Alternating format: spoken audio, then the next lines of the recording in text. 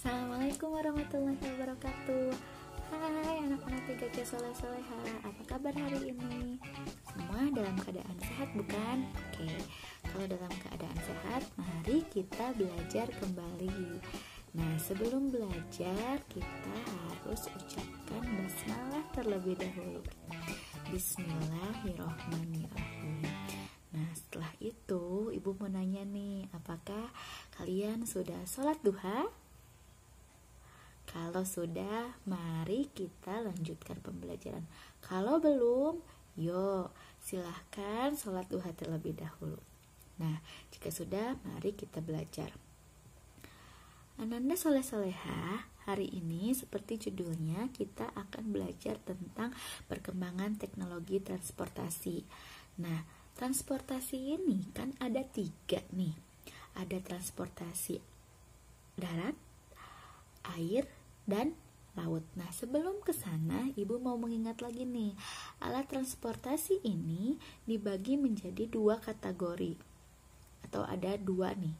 Yang pertama ada alat transportasi modern dan ada alat transportasi tradisional. Nah, dulu sebelum modern, manusia menggunakan alat transportasi tradisional. Ciri-cirinya yang pertama yaitu dia dikembangkan dengan alat sederhana seperti tenaga manusia atau tenaga hewan. Yang kedua, dia karena pakai tenaga manusia dan tenaga hewan, maka dia tidak akan cepat sampai. Namun, penggunaan transportasi tradisional ini dia sangat ramah lingkungan. Nah, karena perkembangan waktu, maka adalah teknologi. Teknologi ini merubah ilmu pengetahuan dari transportasi tradisional menjadi transportasi modern. Nah, transportasi modern ini ciri-cirinya ya kebalikan dari transportasi darat. Yang pertama, dia dikembangkan dengan teknologi modern karena tadi menggunakan ilmu pengetahuan. Nah, yang kedua, karena dia canggih, berbeda dengan tradisional, dia maka akan cepat sampai.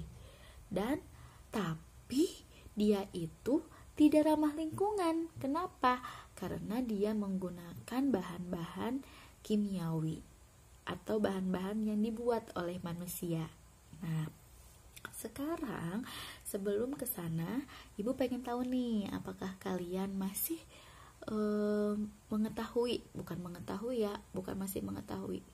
memberikan contoh alat transportasi, mau di darat, mau di air, ataupun di udara yang kalian tahu. Nah, alat transportasi itu silahkan Ananda tulis di aktivitas 4 halaman 101. Boleh bertanya kepada orang tua atau boleh bertanya kepada searching di Google. Ya, nanyanya ke Google gitu. Oke? Nah, sekarang silahkan dikerjakan dulu. Ibu tunggu, oke? Kalau sudah, silahkan kembali lagi ke video ini. Sudah?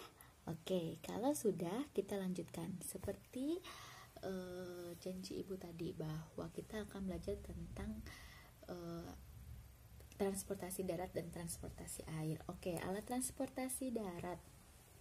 Saat tradisional, contohnya itu adalah sepeda. Tenaganya adalah diri kamu. Tenaganya dari kaki yang diberikan energi. Nah, terus juga becak. Ketika sepeda cuma bisa dinaiki oleh 1 atau 2 orang, yang mengayuhnya 1 orang, yang diboncengnya 1. Ada lagi becak. Becak mengayuhnya 1 orang, yang menaikinya 2 orang. Terus ada lagi delman. Berbeda dengan sepeda dan becak, delman memakai tenaga hewan yaitu kuda. Ada yang mengendalikannya namanya kusir. Ya. Nah, terus dia akan membawa penumpang bisa sampai 4 orang atau 3 sampai 4 orang. Nah, dia menggunakan tenaga sederhana, bisa pakai tenaga hewan atau tenaga manusia. Sedangkan ada lagi yang namanya sepeda motor, mobil, dan kereta api. Sepeda motor dia menggunakan bensin, sama seperti dengan mobil. Meskipun dia lebih cepat dibandingkan dengan sepeda beca dan delman yang tradisional, sepeda motor dan mobil ini sudah memakai teknologi modern, makanya disebut dengan transportasi modern. Dia lebih cepat. Mengendarainya satu orang, kalau mobil yang mengendarainya adalah sopir. Nah, oke ya, selanjutnya yang ada di darat itu adalah kereta api. Nah, kereta api ini tidak langsung menjadi kereta api yang modern seperti sekarang. Zaman dulu itu pada awal penemuannya itu ada yang dinamakan penemunya itu James Watt. James Watt ini menemukan mesin uap. Nah, mesin uap ini disatukanlah dengan kereta yang penumpangnya lebih banyak dibandingkan mobil ataupun bus. Jadi depannya lokomotif ditambah dengan mesin uap, makanya dia pertamanya banyak banget asap di cerobongnya, makanya kenapa disebut kereta api. Nah, itu pertama karena dia memakai mesin uap yang ditemukan oleh James Watt. Nah, berkembanglah teknologi. Ada lagi yang menemukan dengan mesin diesel, yaitu yang menemukannya Rudolf Diesel pada 1892. Nah, ketika Rudolf Diesel mengembangkan ini, dipakailah oleh seluruh dunia, termasuk di Indonesia masih ada ya kereta yang memakai diesel. Yang suka kalian pakai ke Bogor itu memakai kereta api yang diesel. Nah, sekarang berkembang lagi nih perkembangan teknologi. Ada lagi yang namanya kereta api listrik. Nah, kereta juga lebih cepat dibandingkan mobil. Jadi benar, semakin modern semakin mempermudah, mempercepat apapun kendaraan kita. Dulu cuma sampai kereta api diesel, namun sekarang ada yang namanya kereta api listrik yang biasanya 2 jam bisa sampai sekarang 1 jam memakai kereta api listrik. Nah, sampai di Jepang itu ada kereta api tercepat yang namanya kereta api Shinkansen. Nah, di Indonesia sendiri kereta api ini sudah digunakan pada penjajahan Belanda mulai tahun 1867. Nah, selain di darat, sekarang juga kita akan belajar tentang transportasi air. Transportasi air pertamanya itu memakai sampan. Sampan menggunakan tenaga manusia, sama dengan perahu kayu. Dia mengayuh memakai tangan. Nah, lama-kelamaan berkembanglah teknologi, ada dengan perahu mesin. Mesinnya sangat kecil. Itu pun meskipun mempercepat tapi tidak cepat sekali. Terus ada kapal feri yang bisa memuat banyak dan mesinnya banyak, jadi lebih cepat. Terus ada juga yang lebih cepat nih, cuman tidak bisa memuat banyak, itu adalah speedboat. Nah, Ananda 3C, kalian pernah menaiki kapal feri atau pernah menaiki kereta api? Kalau pernah, coba di sini ada gambar.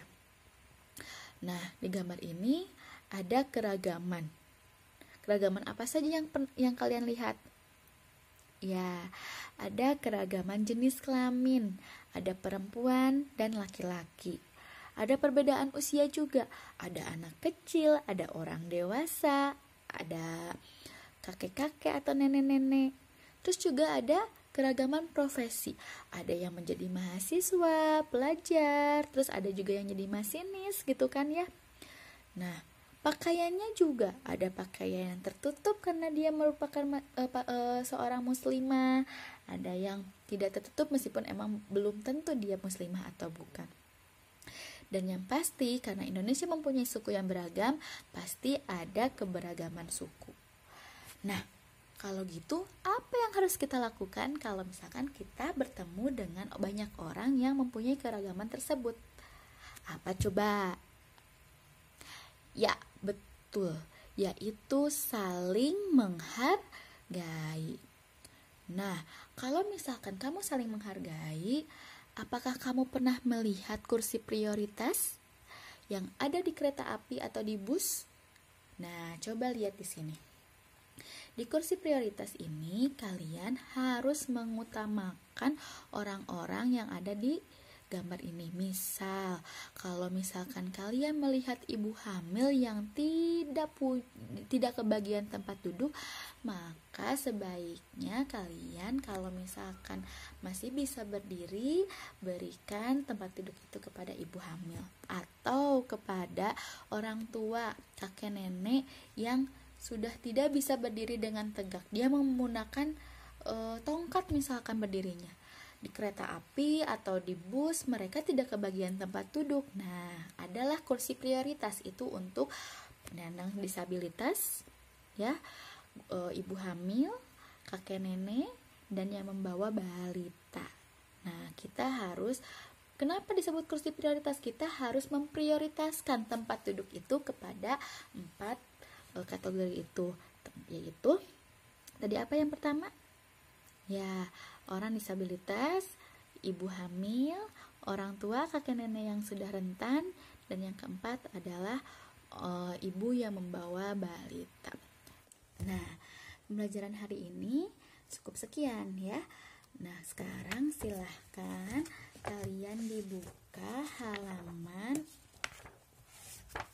103 LKS aktivitas 1 tentang transportasi kereta api. Dibaca, lalu pertanyaannya dijawab nomor 1 sampai 5. Nanti jawaban yang aktivitas 4 dan jawaban aktivitas 1 difoto dikirimkan ke Edmodo. Oke? Ibu rangkum ya tugasnya setelah slide sekarang.